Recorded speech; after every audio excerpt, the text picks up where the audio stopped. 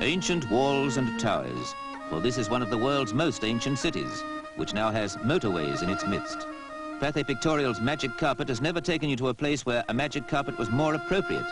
And whether it's a jet aircraft flying high over Istanbul, giving you a cloudy, lofty view of the mystery city of mosques, or a helicopter carpet at minaret height, you drink the magic in.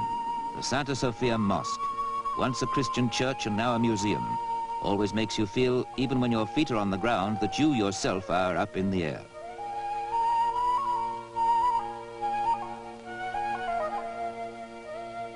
The Golden Horn and the Galata Bridge, where at ferryboat level, they say, you'll meet everyone in the world who deserves to be called a human being, which seems unfair because here it's a man's world. Women are mostly veiled or hidden away. This is the gateway to Asia. This is Europe's last tentative outpost. It shows its ambivalence mainly by male predominance. But Istanbul largely consists of exciting waterways.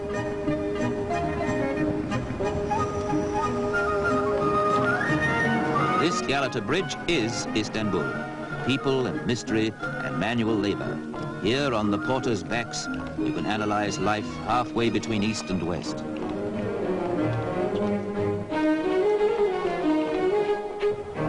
You'll learn the secret of this strange place as readily from the pelican as you will from its mysterious but most hospitable inhabitants.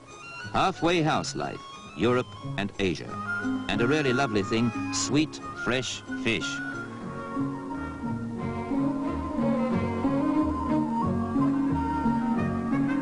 Fish from the Bosphorus, and the custom here is to grill it on charcoal. It's a custom that should spread because it's delicious. A curbside barbecue, conceived in the East and happily moving west. Go on, just dig your teeth into that bit of succulence. Or to savor the subtle flavors of the Orient, buy a bread ring and see how different and delightful it tastes. If you're anybody here, you have your shoes shined. They're dusty in 10 minutes' time, but you do it because you're floating on air most of the time in a city that's a million different places, itself split between two continents with only ferry boats threading it across that narrow, exciting waterway that divides us from Asia and dramatically links Russia and the Black Sea with the Mediterranean and the world at large. This waterway, among other things, is a city street with local transport.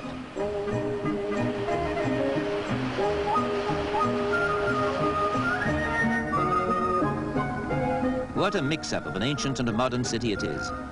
What a smoky beacon at the crossroads of East and West and North and South. What a fascinating series of contradictions and enigmas. Mosques like this crumbled here in earthquakes, and wooden houses were built by Sultan's command to resist such destruction. From on high you can see the hybrid results because some huddled streets survived, while fire in turn cleared acres of wooden buildings for these bold new concepts. Istanbul is a patchwork quilt on the shores of a waterway even more fascinating than it is itself.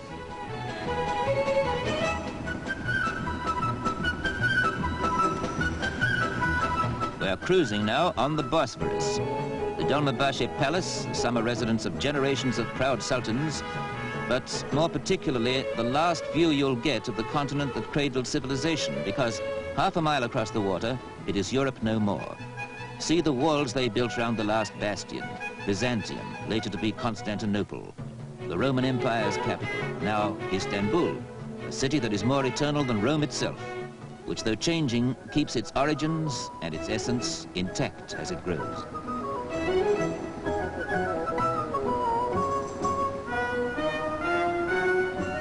This is all part and parcel of Istanbul, perhaps the loveliest and certainly the laziest part.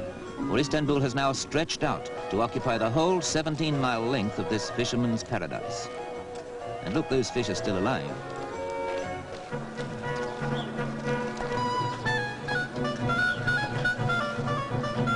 Here you buy blue fish or the famous Bosphorus swordfish slices, and a boy brings round coffee for you as you talk with a stallholder or haggle over the price. The same as in the bazaars. Good, strong Turkish coffee, as sweet as those fresh-caught fish are themselves. You'll also find round here that any old tin will serve as a barbecue. This scene could be on the Cornish coast or somewhere remote, and it's hard to believe it's part of a sprawling city that the Crusaders knew, a strategic point on the map of the world, besieged in turn by Goths and Huns, Slavs and Arabs, and finally captured 500 years ago when this castle was built by the Turkish Sultan Mohammed the Conqueror. This was the stronghold from which he first attacked and then defended the city that he made the capital of the Ottoman Empire.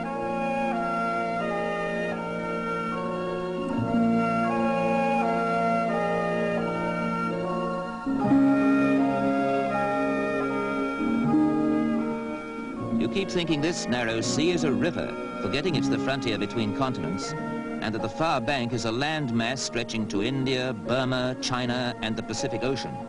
There's another castle on the Asiatic side, more elegant houses and the sleepy feeling you still get in the south of France. Glide into this haven of peace in the very outskirts of a crowded city.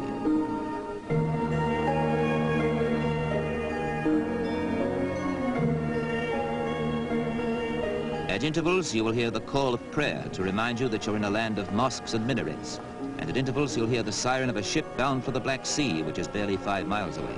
For the rest, you might easily be on the Riviera, with its gay hotels and cafes in the sun. Istanbul and the Bosphorus have all this.